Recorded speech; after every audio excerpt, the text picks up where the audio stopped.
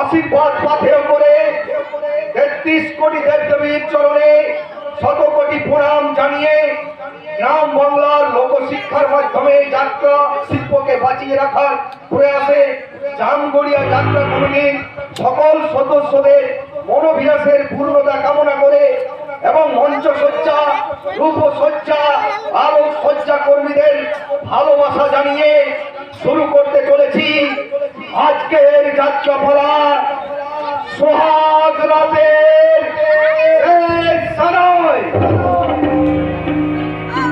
রচনা doctor Tapas Kumar, নির্দেশনা ও অভিনয়ে নন্দদুলাল মাহাতো, সহ নির্দেশ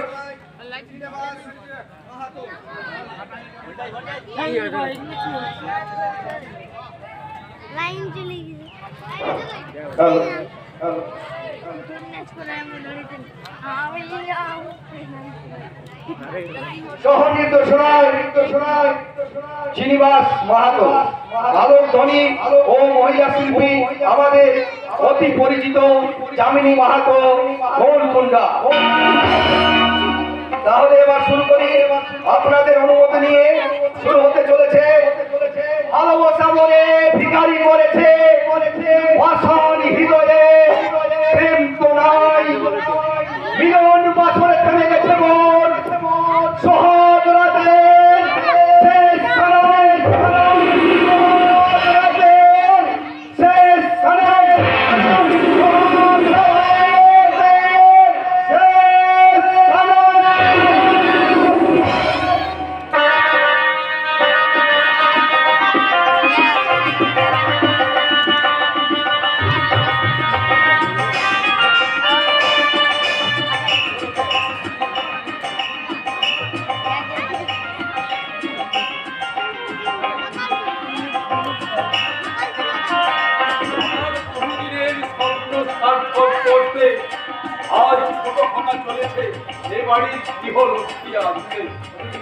ওদের মা যদি আজ বেঁচে থাকতো তাহলে সেই কনকাঞ্জলি দিয়ে বলতো, ছোট খোকা তুই কোথায় যাচ্ছিস রে?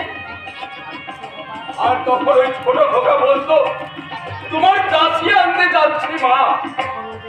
তখন ওদের মা বলতো, দাসী নয় রে, দাসী নয়, বলো এ বাড়ির গৃহলক্ষ্মী আনতে যাচ্ছি।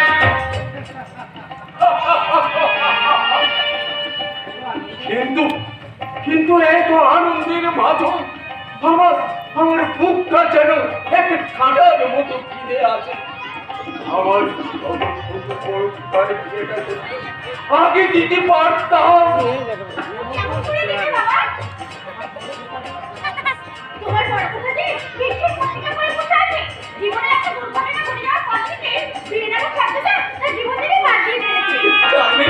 জানি, আর সেই জন্যই তো তার ব্যক্তিগত জীবনে কোনো আঘাত দিতে চাইনি।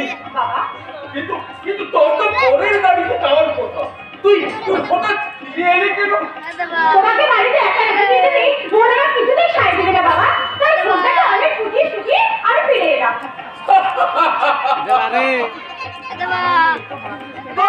আমার নিয়ে তো ভাবিস কেন বলতো?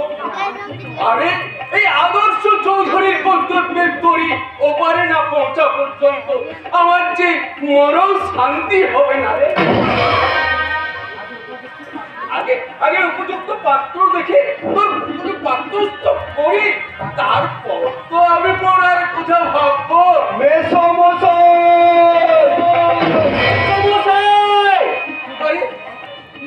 কি ব্যাপার সাগর, তুই হঠাৎ ছুটে এলি কেন? আরে পরের গাড়ি তো অনেক আগেই রওনা হয়ে গেছে। কিন্তু মাঝপথে হঠাৎ পরের ট্যাক্সি মেসো মশাই। কি হলো সাগর, তুই তুই হঠাৎ থামলি কেন? বড় বড় বলো ঠাকুরদা, ছোট ট্যাক্সি কি হয়েছে? পরের ট্যাক্সি অ্যাক্সিডেন্ট করেছে।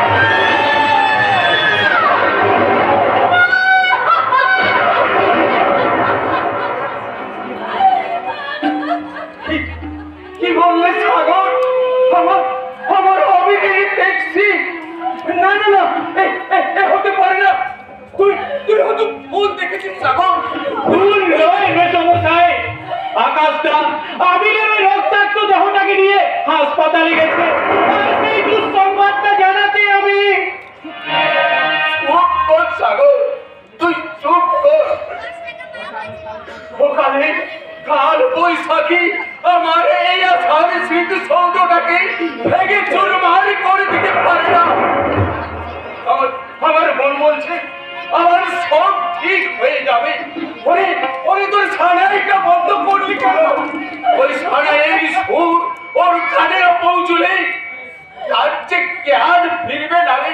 বাজা বাজা, তোর সানাইটা জোরে জোরে বাজা রে, সানাইটা জোরে জোরে বাজা।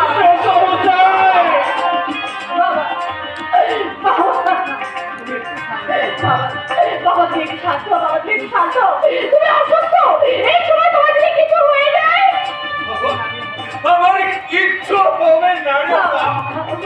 শত আঘাত সইতে সইতে মুখটা যে আমার পাথর হয়ে গেছে রে। মেসমশাই! এই, তুই তুই আমার কাঁদছিস কেন? কাঁদবে না, একদম কাঁদবে না। আমার মন বলছে ও হয়তো আবার সুস্থ হয়ে তোমার ওখানে পৌঁছে গেছে। তুই তুই চাও সাগর, ছুটে গিয়ে অন্তত নির্ধারিত লগ্নে না পারলেও শেষ লগ্নে তোমার বোনকে আমার আবিরের হাতে সমর্পণ করে সাগর।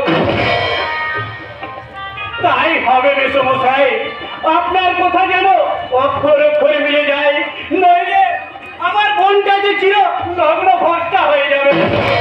তোমার বোনকে লগ্ন ভ্রষ্টার হাত থেকে বাঁচাতে তুমি অন্য পাত্রের সন্ধান করো সাগর। আর আমার আবির থাকতে তোমার তোমার আবিরকে আমাদের কাছে অসুস্থ হয়ে ফিরে আসতে পারবে না বাবা।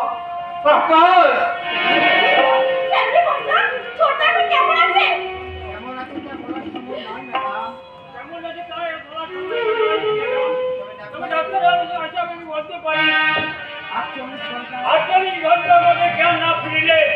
আবিবাবুকে বাঁচানো যাবে না। আর জ্ঞান ফিরিল, মাথায় প্রচন্ড আঘাতের জন্য আবিবাবু চিরদিনের মতো অন্ধ হয়ে যাবে। কান্নার সময় নয় সাহেব, যেমন করে যেমন ভাবেই হোক আবিবাবুকে বাঁচাতেই হবে। তার জন্য ইমিডিয়েট এক বছর রক্তের প্রয়োজন। রক্ত কিন্তু এমন দুর্ভাগ্য, আমি এক বছর জোগাড় রক্ত করতে পারলাম না। আমি রক্ত দেবো ডাক্তার বাবু। আমি রক্ত দেবো ডাক্তার বাবু, যত রক্ত লাগে আমি দেবো। আমি আগে তাও আকাশ বাবু, কিন্তু আমি বাবুর রক্তের গ্রুপের সঙ্গে যদি আমার রক্তের গ্রুপ মিলত, কিন্তু এমন আনকমন গ্রুপ যা একজনের মধ্যে একজন দুষ্কর। কোন গ্রুপের রক্ত চাই ডাক্তার বাবু? ও নেগেটিভ, ও নেগেটিভ, হ্যাঁ ও নেগেটিভ। আমারও তো রক্তের গ্রুপ ও নেগেটিভ। আপনার রক্ত? তাহলে আসুন, এক্ষুনি আমার সঙ্গে আসুন। অন্তত এক বছর রক্ত দিয়ে আবির প্রাণ বাঁচান। আবিরের প্রাণ তো আমিও বাঁচাতে চাই ডাক্তার বাবু, কিন্তু ভাই আবার কিন্তু কেন ভাই? তুমি চলো তাড়াতাড়ি নার্সিং হোমে চলো ভাই। আকাশ তো তুমি আর ক্ষমত করো না। আমি তোমার পিতৃতুল্য বাবা। আমার পুত্রের প্রাণ রক্ষার্থে তুমি আমাকে ভিক্ষে দাও। অন্তত এক বোতল রক্ত বাবা, আমি আমার ভিক্ষে দাও। ভিক্ষে বলবেন দেবে সমস্যায়। আবির আমার বোনের বাগদত্তা, তার যে বড় পরিচয় ও আমার অভিন্ন হৃদয়ের বন্ধু। আর সেই বন্ধুর প্রাণ বাঁচাতে যত রক্তের প্রয়োজন আমি আমি দেব মশাই, যত রক্ত লাগে আমি দেব। কিন্তু সবার মাঝে আমার একটা অনুরোধ। কিসের অনুরোধ ভাই, কিসের অনুরোধ? লগ্ন ভ্রষ্টার হাত থেকে বাঁচাতে আজ রাতেই আপনি আমার বোনকে গ্রহণ করুন। হতে পারে না সাগরে, হতে পারে না। ভাইয়ের বাধ্যতাকে বিয়ে করে জীবনের মস্ত বড় ভুলটা আমি করতে পারবো না ভাই, আমি করতে পারবো না। কেন রে বর্দা? তোর জীবনে একটা ভুল যদি কারোর জীবনে বসন্তের ফুল হয়ে ফোটে, সেই ভুলটা তোর কি করা উচিত নয়? তোরা কি আমার সেই চরম দুর্ঘটনার কথা ভুলে গেলি? বর্দা, যে দুর্ঘটনা আমাকে চির অবিবাহিত থাকার সিদ্ধান্ত নিতে বাধ্য করেছে। দুজনের তাগিদে সেই সিদ্ধান্ত তোমাকে পরিবর্তন করতে হবে। বাবা তুমিও ওই কথা বলছো বাবা? বলতে আজ আমি বাধ্য হচ্ছি রে, শুধুমাত্র আবিরের প্রাণ রক্ষার জন্য নয়।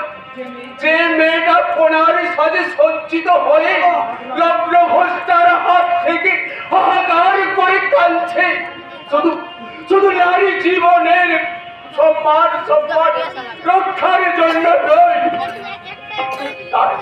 তাই তোর ভাইয়ের বাগদত্তা যেন তুই তাকে বিয়ে কর। কিন্তু আবির যখন সুস্থ হয়ে ফিরে আসবে, তখন সব জানতে পারবে, তখন কি সে আমাকে আগের মতো শ্রদ্ধা করবে? সে কি তার মনের সমস্ত ঘৃণা ছুড়ে দিয়ে আমাকে প্রাণ ভরে অভিশাপ দেবে না বাবা? প্রাণ ভরে অভিশাপ দেবে না? না, কিছুক্ষণ আগে আপনি বললেন না যে আবির চিরদিনের মতো অন্ধ হয়ে যাবে, আর সেই অন্ধত্বের সুযোগ নিয়ে আবিরের সামনে আমরা একটা নাটক রাখবো। হ্যাঁ, নাটক। আবির কোনোদিনই জানতে পারবে না তারাই বাগদত্তা তুফানি এখন তার দাদার বিবাহিতা স্ত্রী। আবির যদি তুফানির কথা জানতে চাই, সাংসারিক ভারসাম্য রক্ষার অনিবার্য কারণে একটা ভয়ঙ্কর মিথ্যাকে সত্যি করতে আমরা সবাই এক বাক্যে বলবো, বিয়ের রাতেই তুফানি লগ্ন ভ্রষ্টের হাত থেকে বাঁচতে আত্মহত্যা।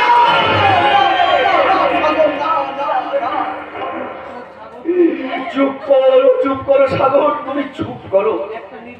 একটা নির্মম সত্যকে চেপে রাখে সারা জীবন আমি মিথ্যার অভিনয় করতে পারবো না ভাই, সারা জীবন মিথ্যার অভিনয় করতে পারবো না। আকাশ তুই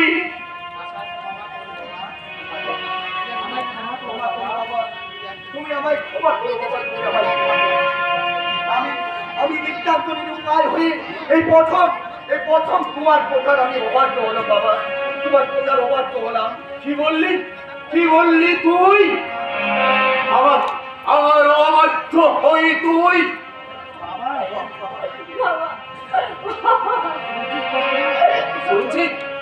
শুনছিস প্রতিমা, যে আকাশকে আমি এতদিন পরে দিন করে মহাকাশের মতো আমি উদার মহৎ করতে চেয়েছিলাম, সেই আকাশ আমি কেমন সবার সামনে আমার উচ্চ শ্রেণীটা মাটিতে পিছিয়ে দিল। না বাবা না, ওর কাছে আজ ভাইয়ের কোনো মূল্য নেই। একটা অসহায় নারীর জীবনের যে ওর প্রতিজ্ঞাটাই আজ বড় হয়ে গেছে।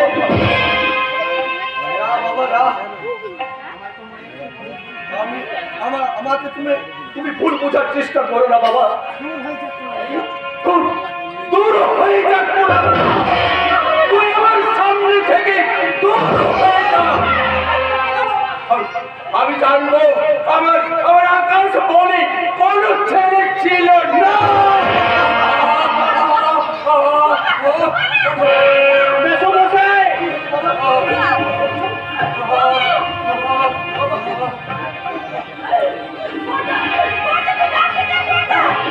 আমি এখনই যাচ্ছি, আমি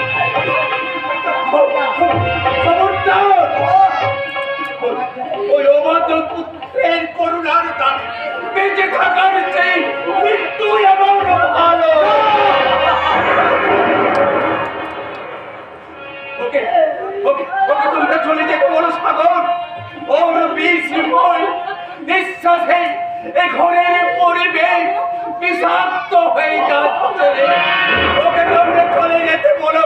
ওর প্রতিজ্ঞা নেই, ওকে এই বাড়ি ছেড়ে চলে যেতে বলো। এমন নিষ্ঠুর আদেশ তুই আমায় দিও না বাবা। আমি তোমার আর কোথাও অবাধ্য হব না বাবা। তুমি আমায় ক্ষমা করো বাবা। তুমি আমায় ক্ষমা করো বাবা।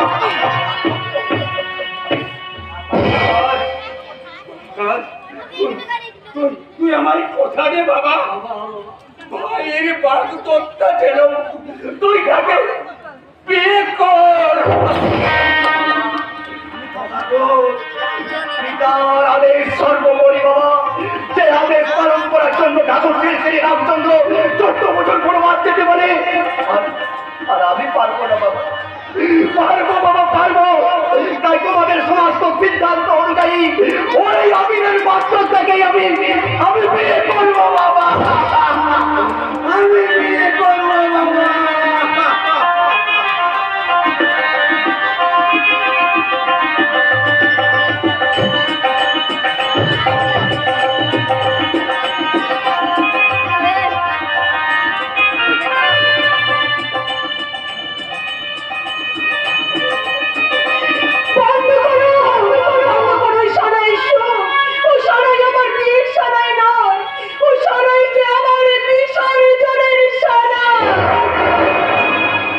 যার কখনো বোধনে হলো না তার আবার বিসর্জন কি রে বোন?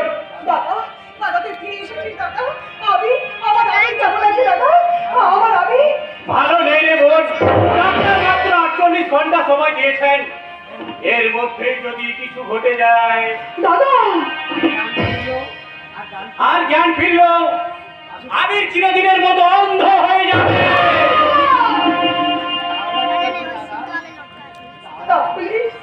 তাহলে আর কেন দাদা সবাই সুর বন্ধ করতে দাও। চিরকালের রঙের আলোকসজ্জা আরে হতভাগে ঋতুপর্ণের বিয়ের সাজ খুলে ফেলে তাকে নতুন করে সাজিয়ে দে। লগ্ন প্রস্তাবিত করে না না রে বোন, না। এটা তোর জন্য নয়। তাই তাই তোর জন্য আমি একটা উপযুক্ত পাত্র খুঁজে এনেছি। কি বললি দাদা? আমি নিরসের তার সুযোগ নেই। আমি স্বার্থপরের মতো অন্যের গলায় তুলে দেবো আমার বড় মাল্য। তা কিছুতেই হতে পারে না। আমি ছাড়া আর কাউকে আমি আমার স্বামীত্বে বরণ করতে পারবো না দাদা।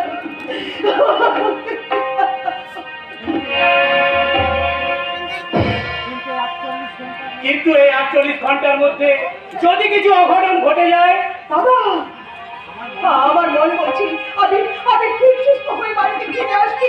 আর সে বন্ধ হলেও তাকেই আমি আমার স্বামী বলে মেনে নেবো দাদা।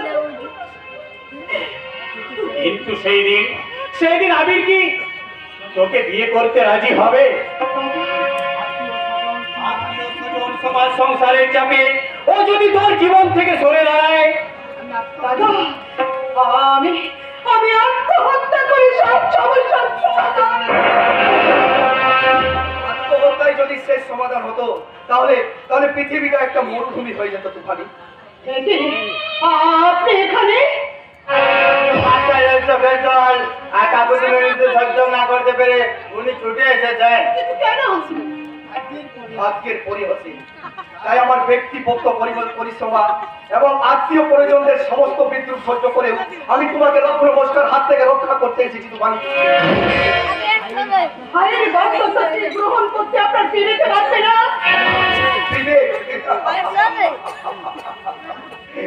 আমার বিবেককে আজ কর্তব্যের পোশাক হাতে জর্জরিত। ভাইয়ের সামনে নিয়ে আমাকে স্ত্রীর পরিচয় দিতে পারবে? হ্যাঁ পারবেন। আমার কাছে পারতেই হবে। যদি দরকার হয় জীবন নাটকের সত্যের গতিপথটাকে পাল্টে নিয়ে যেতে হবে ওই শূন্য মরুভূমিতে। হ্যাঁ হ্যাঁ, মিথ্যার মরুভূমি, ছলনার মরুভূমি। কল্পনা করতে পারবো না সত্যি যদি সে সুস্থ হয়ে বাড়ি ফিরে আসে। সেদিন তার অন্ধত্বের সুযোগ নিয়ে তাকে বলবো তার পাঁচ দরজা তুফানি বিয়ের রাতে লগ্ন পোস্টার হাত থেকে মুক্তি পেতে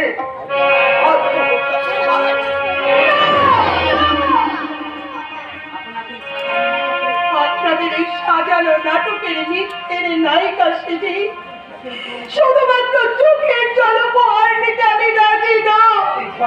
তাই তো আমি সত্যিকারের আত্মহত্যার নায়িকা। হ্যাঁ রে দাদা, হ্যাঁ, এছাড়া যে আর কোনো উপায় নেই। সমস্ত কেস দেখতে চলে যেতে বল। আর আকাশ বাবু, আপনি আমাকে ক্ষমা করুন। আমি যে বড় নিরুপায়। দাঁড়া তুফানি, আর কিছুক্ষণ তুই অপেক্ষা কর। আত্মহত্যা করার আগে তুই আমার এই মরা মুখটা একবার দেখে যা। দাদা নয়, শত্রু।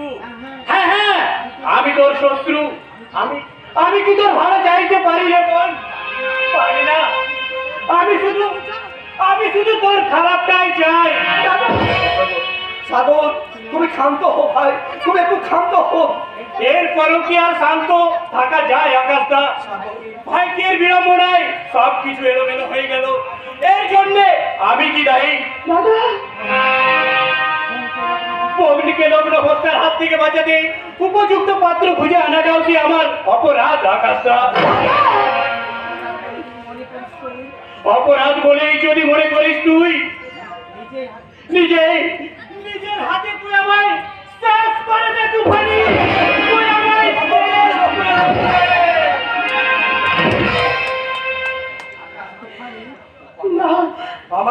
আমার কথাগুলো নির্লজ্জের মতো সরালো। আমি তোমাকে ব্যক্তিগতভাবে অনুরোধ করছি, ওই সাগরের কথা মতোই তুমি আকাশ বাবু।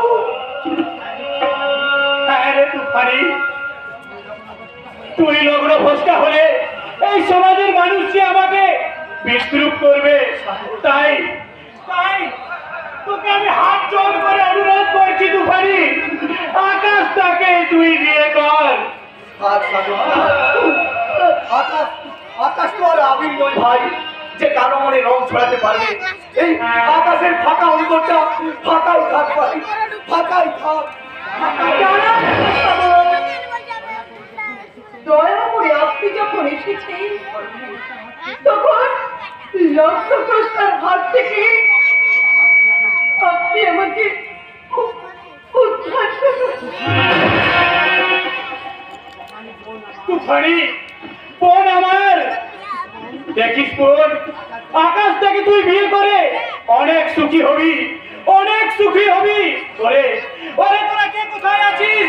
শাক বাজা, কুলু দে, সানাই বাজা। লাজে রাঙা হলে কোলে মালা হলে হলে রাখে। লাজে রাঙা হলে মালা হলে রাখে। তোরা লাগা আপাই তুমি চালাতে মালা হলে রাখে। লাজে রাঙা হলে মালা হলে রাখে। अजवाला अजवाला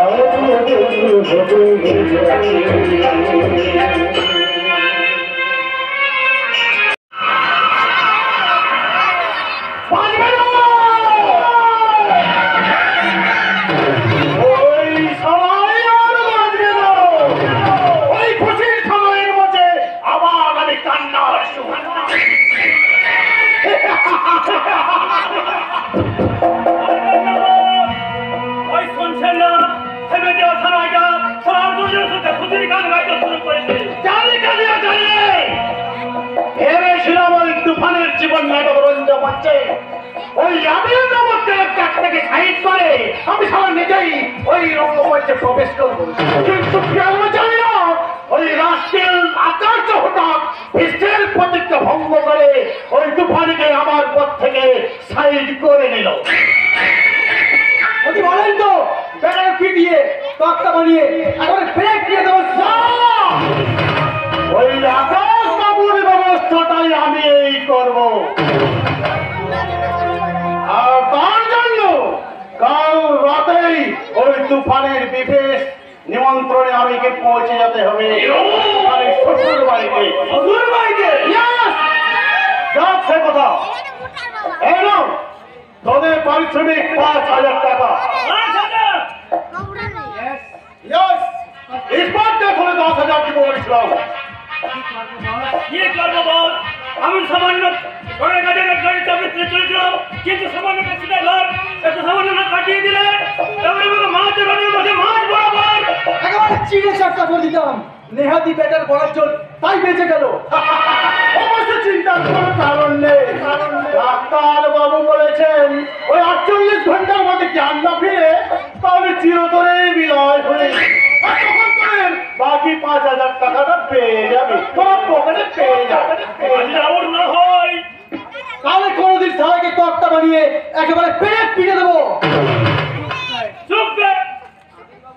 আমি ওদের বেঁচে উঠলে আমাদের ওপর কি হবে বল? ওই টাকাটা আমার পকেটেই থেকে যাবে। তাহলে কিন্তু বহুত বেমানি হয়ে যাবে বল। এই সারা গরিবের কাছে লাঠি মারলে আপনাকে চিনতে একদিন এই ভাগ্যের কাছে লাঠি খেতে হবে। আরে ভাবিস না রে বেগুলো, ভাবিস না। কাল তোদের আমি আবার একটা নতুন কাজ দেব। আর কাজটা সাকসেস করতে পারলে তোরা পেয়ে যাবি 5,000 টাকা। এনো এনো অ্যাডভান্স 2,000 টাকা। একেই বলে নসিব কা খেল।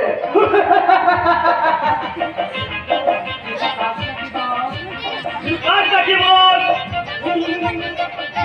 এখন নয়, এখন নয়, ওই কন্ডিশন বুঝে আমাদের প্রিপারেশনটা নিতে হবে। ভাবছেন না বল? আপনার যে কোনো কাজ করতে জান দিয়ে দেবে। শুধু একটা কথা মনে রাখে, কাল আমাদের অপারেশন টাইমটা হবে ঠিক রাত্রি 12টা। অপারেশন স্পট হবে ওই তুফানের শ্বশুর বাড়ি।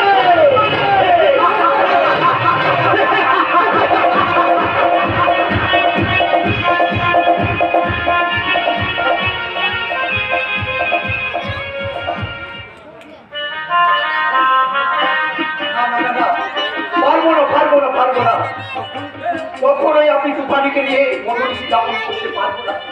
কেমন করে পারবো? দুদিন আগে যাকে আমি ভাইয়ের বাধ্যতা হিসাবে স্নেহের চোখে দাঁড়াতাম, আজ আমি কেমন করে তার কাছে গিয়ে দাঁড়াবো? কেমন করে তাকে বলবো তুফানি, তুফানি আমি তোমাকে ভালোবাসি। ও ঈশ্বর, তুমি আমায় বলে দাও এখন আমি কি করি? তুমি বলে দাও কি করি?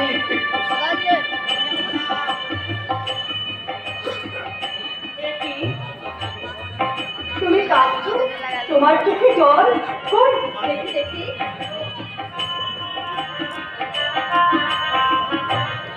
আজকের এই রাত প্রত্যেক নারী পুরুষের জীবনে এক স্বপ্নের রাত। আজকের রাতে শুরু হয় স্বামী স্ত্রীর আসল সম্পর্ক। সেই সুন্দর মধুময় রাতে কখনো চোখের জল ফেলতে আছে? তোমার কাছে এই রাত মধুময় হলেও আমার কাছে যে রাত বিস্ময় হয়ে উঠেছে তুফানি। বড় এক অদৃশ্য অপরাধ বোধ আমার অস্থির করে তুলেছে। যখনই আমি তোমার কাছে গিয়ে দাঁড়াতে চেয়েছি তখনই আমার আহত বেদে চিৎকার করে বলছে, আকাশ চৌধুরী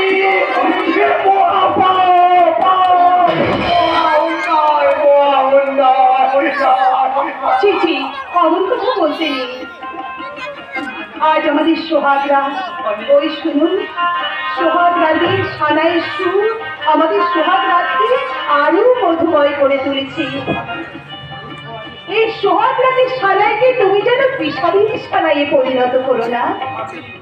এসো, সমস্ত দ্বিধা সংকোচকে দূরে সরিয়ে দিয়ে তুমি আমার হাত ধরে মধু মিশি যাপন করবে। এসো।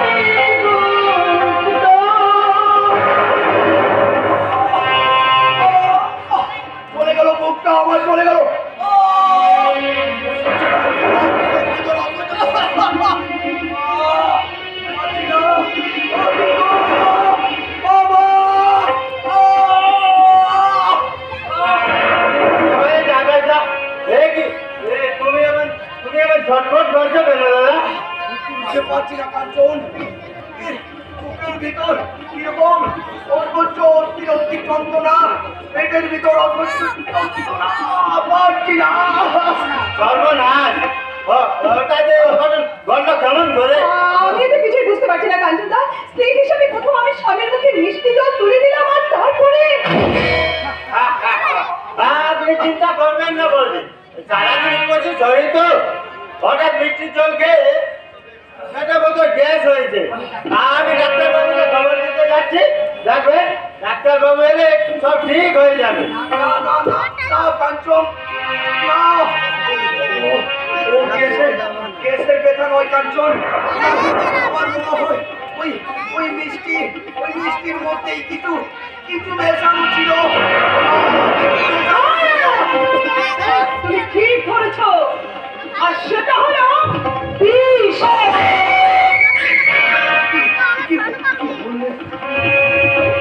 তুমি হ্যাঁ, নিজের হাতে আমি মিশিয়ে দিয়েছি। ওরা সবাই মিলে জোর করে তোমার সঙ্গে বিয়ে দিলেও তোমাকে কোনোদিন আমি আমার স্বামী বলে মেনে নিতে পারবো না। আর সেই জন্য তোমাকে ঘৃণা দিনের মতো আমার জীবন থেকে সরিয়ে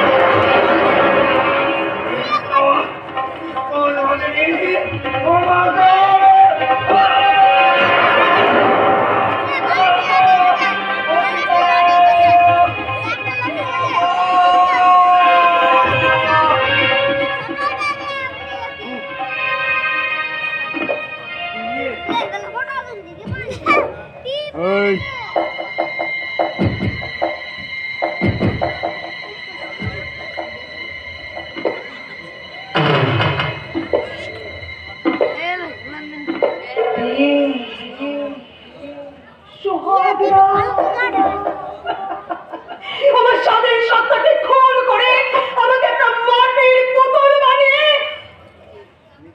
নিজেদের খেয়াল মেটাবে।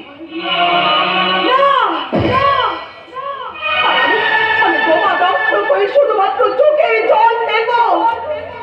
কখনো না, কখনো না। এবার আমি বিষ টানবো।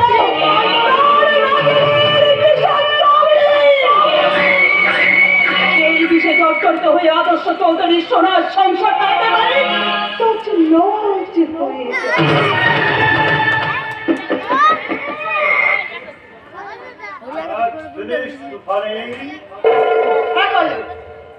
তোমার প্ল্যান মতো আকাশ চৌধুরীকে আমি চিরদিনের মতো দুনিয়া থেকে সরিয়ে দিচ্ছি।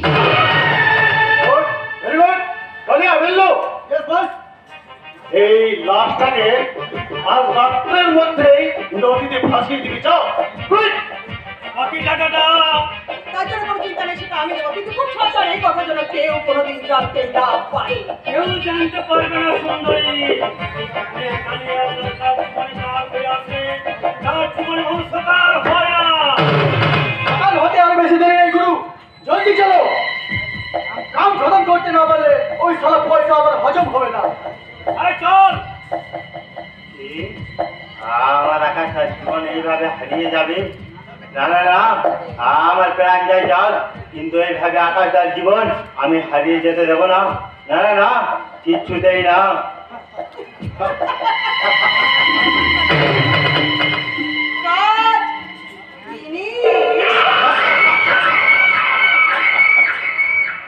এই উপেক্ষিত করলো লেবার, তোমার মন ভেতরে স্থান পাবে তো তোমারই? সে ভাবনা ভাবার সময় এখন নয় করলো। এখন আমাকে একটা নতুন চরিত্র তৈরি করতে হবে। যে নাটকে মূল বিষয়বস্তু হবে পুরসজ্জা রাতে আকাশ চৌধুরী তার স্ত্রীকে উপেক্ষা করে চিরদিনের মতো নিরুদ্দেশ হয়ে গুড আইডিয়া। সবাই জানবে ওই আকাশ বাবুর নিরুদ্দেশ হয়ে গেছে। আমরা জানবো আকাশ বাবু মারা গেছি।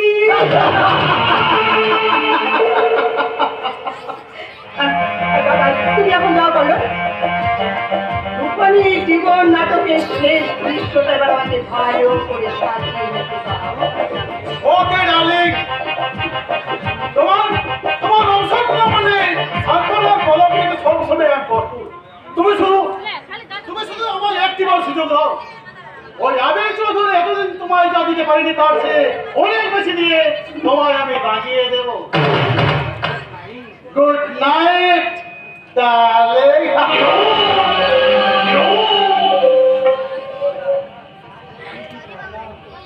সে আমি কি করলাম? নারী হয়ে নিজের হাতে নিজের শীতের সিঁদুরটাকে আমি না না, আমি ঠিক করেছি।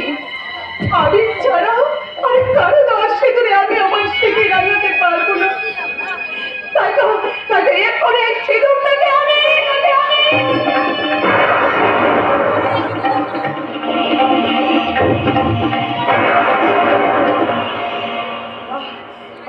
না না, এই সিঁদুর নিয়ে আমাকে আবির একটু অপেক্ষা করতে হবে। ওরা সবাই বলছে আমার আবির নাকি শুধু কয়ে ফিরে আসছে। তাই তো ওর সামনেই আমি আমার এই কলঙ্কিত সিঁদুরটাকে মুছে ফেলে দিই।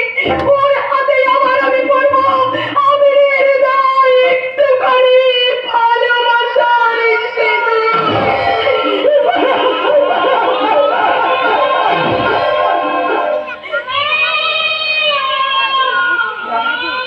আর কান্না নয়, এবার আমাকে অভিনয় করতে হবে ভীষণ ভয়ঙ্কর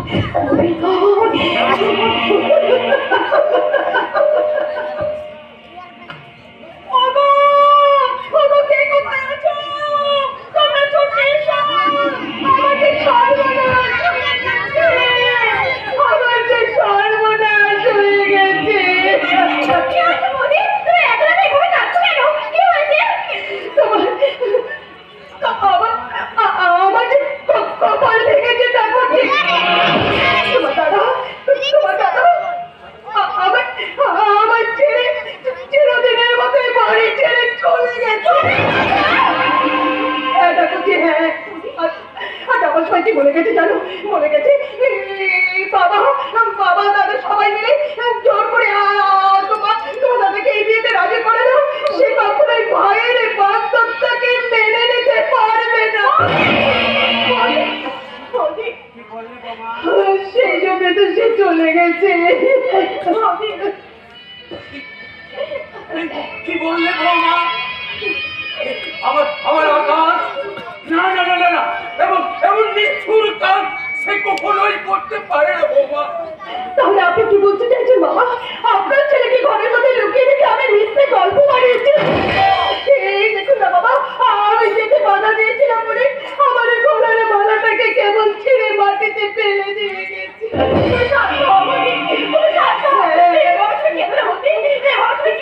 এখন আবার কি হবে না করছি বলো না?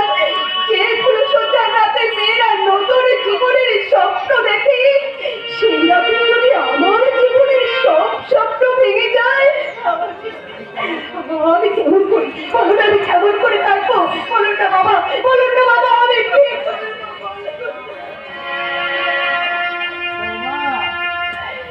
বৌমা, তোমাকে সান্ত্বনা দেওয়ার ভাষা আমার নেই।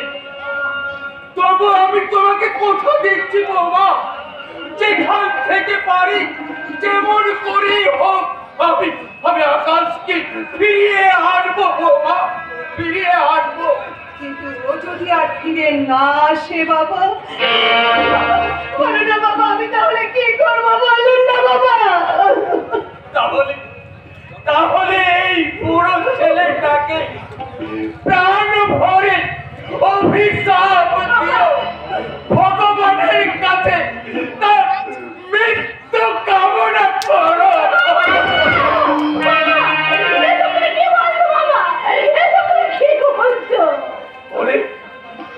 কি দুঃখে আজ আমি এ কথা বলতে বাধ্য হচ্ছি রে মা।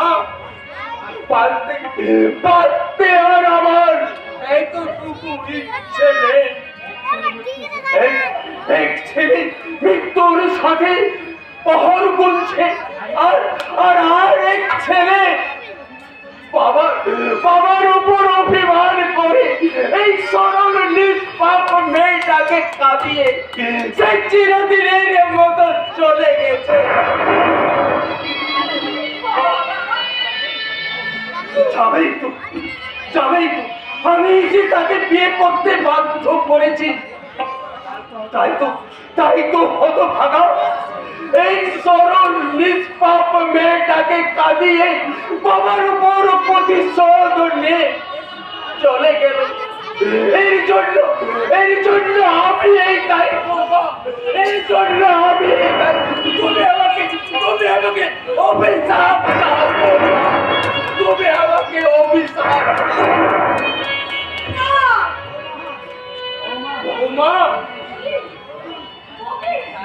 তার আগে আপনি আমার প্রশ্নের উত্তর দিন, কেন আপনি আপনার বড় ছেলেকে আমায় বিয়ে করতে বাধ্য করেছিলেন? সেদিন যদি আকাশের সাথে তোর বিয়ে যদি না দিই, তাহলে সেদিন লগ্ন ভ্রষ্টা হয়ে যেতে মা, লগ্ন ভ্রষ্টা হয়ে যেতে। লগ্ন ভ্রষ্ট হলেও আমার জীবনটা তো এইভাবে নষ্ট হয়ে যেত না বাবা। আর যদি আমি সুস্থ হয়ে বাড়িতে ফিরে আসি, আমি কেমন করে তার সামনে গিয়ে দাঁড়াবো? সে যদি আমার পরিচয় জানতে চায়, আমি তাকে কি জবাব দেব?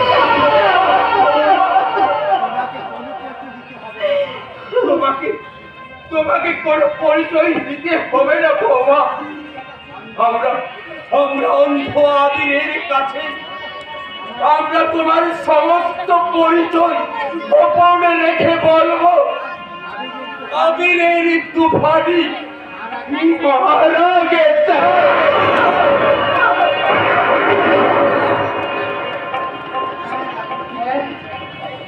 আপনি ঠিক বলেছেন বাবা, আবিরের তুফানে মারা গেছে। আর আজ যাকে আপনারা দেখছেন, সে আর কেউ নয় বাবা, সে সেই তুফানের প্রেতাত্মা। সবাই মিলে দয়া করে সেই প্রেতাত্মাটাকে আপনারা শেষ করে দিন বাবা। আমি আর বাঁচতে চাই না বাবা, আমি বাঁচতে চাই না।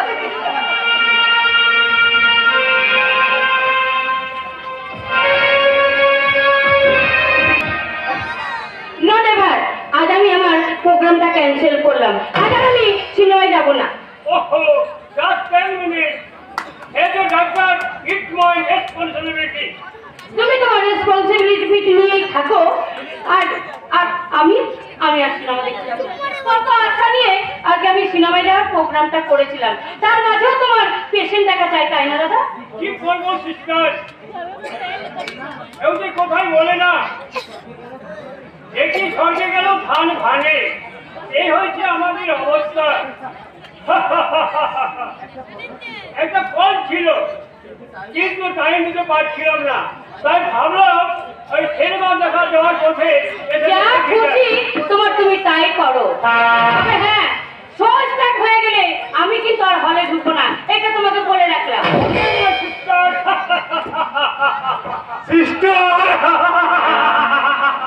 সিস্টার ব্রাদার বলে আজ আর কিচ্ছু নেই। ভাই বোনের মধুর সম্পর্কটা মিথ্যে। আর বাবা শব্দটা স্বার্থের শেকলে জব্দ।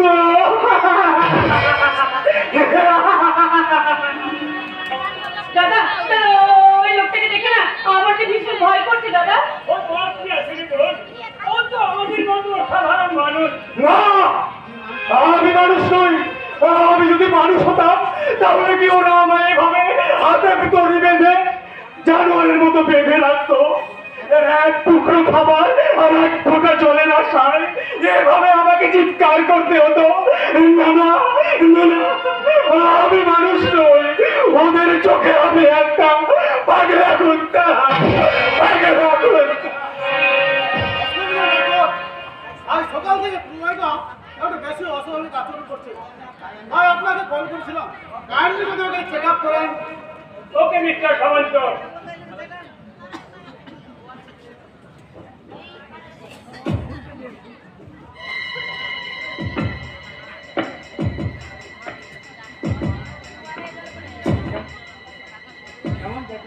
কেমন দেখলেন ডক্টর? আজ সন্ধ্যের পর আমার চেম্বারে আসুন, যা বলার ওখানে বলবো।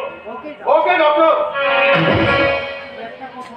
তবে একটা কথা, কোনোভাবে পেশেন্টের টেনশন বাড়তে দেবেন না। মুহূর্তের প্রেসারে ওর ব্রেনে টেনশন বাড়তে পারে, মারাত্মক বিপদ আনতে পারে। আমি চলি।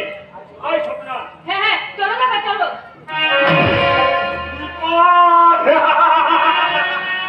মৃত্যু ছাড়াই বিপদ থেকে আর আমার তিস্তা নেই। নিয়তির নির্মম অভিশাপে আমার জন্ম। তাই তো এই পৃথিবীর এক টুকরো সুখের আলো আমার জীবনে শান্তির প্রদীপ চালাতে পারে। বাবু মশাইরা, আপনারা বিশ্বাস করুন, এরা আমায় জোর করে পাগল সাজিয়ে রেখেছে। আমি পাগল নই বাবু মশাই, আমি পাগল নই। পাগল নস, তুই তো একটা বদল। খবরদার, একবারও কোথাও বিচার করলে তোমায় আমায় তুমি মারলে না।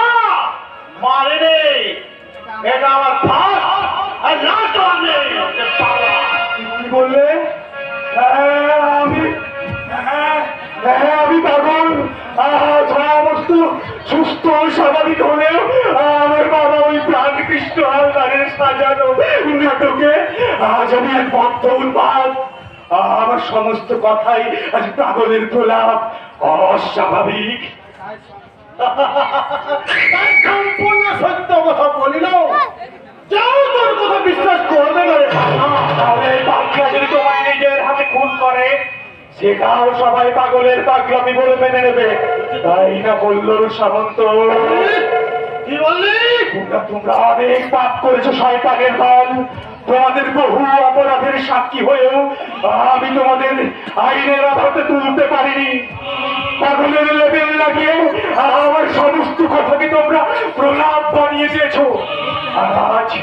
আজ সেই তোমাদের সাজানো পাগল সেজে আজ আমি নিজের হাতে তোমাকে কঠিন সাজা দেব।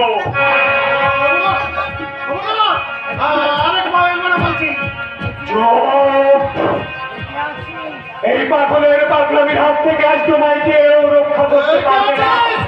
এমনি করে শিকল তোমার গলায় জড়িয়ে আজ আমি তোমাকে খুন করবো। আইনের আদালত রায় দেবে, বদ্ধ উন্মাদের উন্মাদনার মাঝে পড়ে কল্লোল সামন্তের মৃত্যু নিছক তোর ঘটনা মাত্র।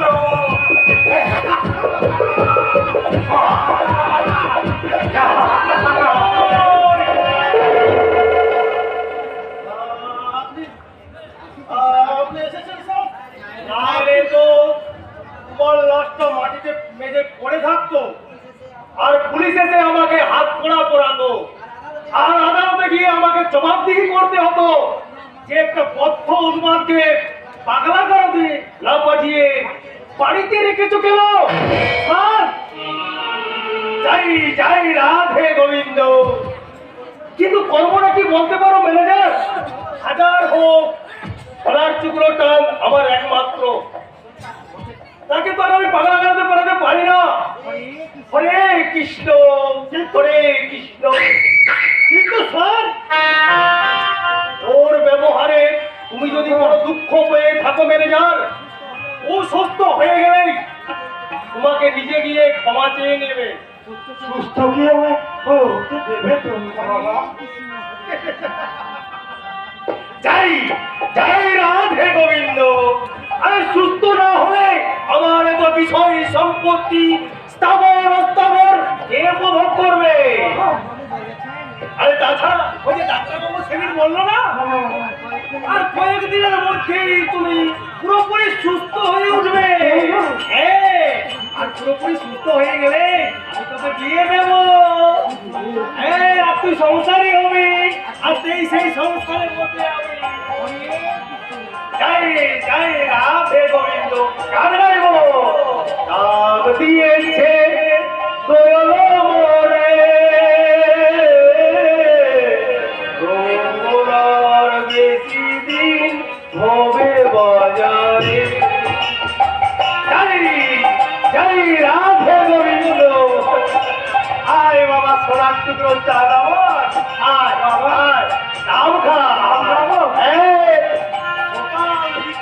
নাম খেলে শরীর ভালো থাকে, মাথা ভালো থাকবে। হরে কৃষ্ণ কৃষ্ণ কৃষ্ণ কৃষ্ণ হরে হরে, হরে রাম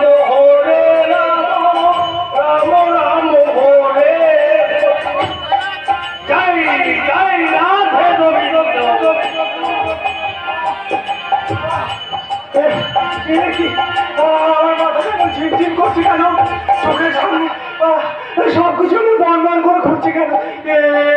তুমি আমাকে